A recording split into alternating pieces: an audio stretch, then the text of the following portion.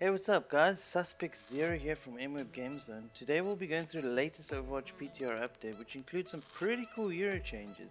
In this video we'll be analyzing those hero changes and discussing how they could affect the game. Starting off, we look at Genji and Hanzo, and they've both received quite a significant buff when it comes to their wall climbing ability. What's interesting about this buff is that it raises the skill cap on both heroes, even though they were already high. But just playing around on the PTR, you can feel that the movement and maneuverability are much smoother. It's as if a hidden cost has been removed from the ability because you aren't hindered by the delay anymore. What's going to be interesting is to see how players use this area that's been freed up and utilize it to their advantage. Getting back to Hanzo, it seems he's received some extra buffs on top of his wall climb tune-up. His primary attack has received a 10% charge speed increase. Now this is marginally small, but it does well to complement his newfound kit upgrade. Along with Hanzo's primary attack buff, he now has the ability to maintain his arrow charge while climbing walls. Now this isn't crazy in the fact that it's an absurd ability, but it makes you wonder why it's such a late addition to his kit.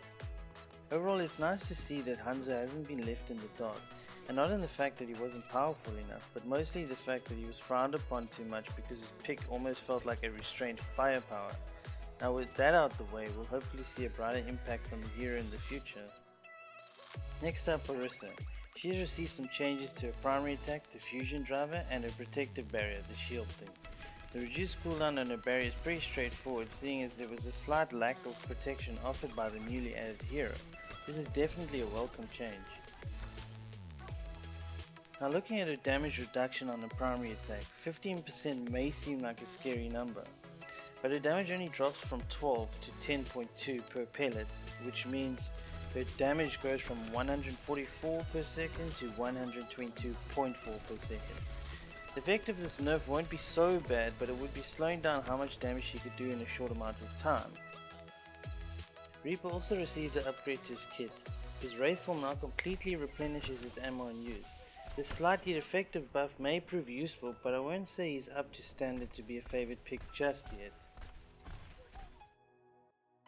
Now for the big guy in armor. Apparently Reinhardt's Earthshatter has been up to no good, so they've had to add a limit on how high it would climb. From 3 meters, which is reasonably high, to 2 meters, which isn't too bad. Earthshatter will still travel the full 20 meters, but if it so happened to be on an incline, it would cut off at the 2 meter mark.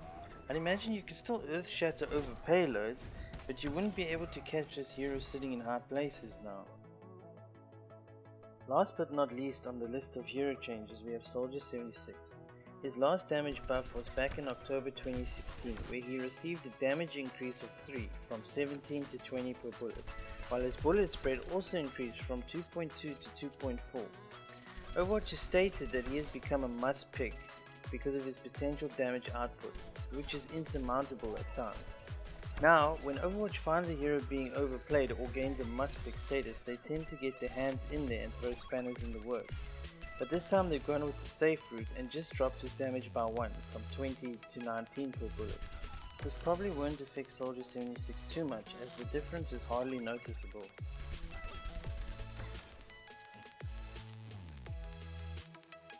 Be sure to go through the list yourself too, as there are some interesting changes and bug fixes.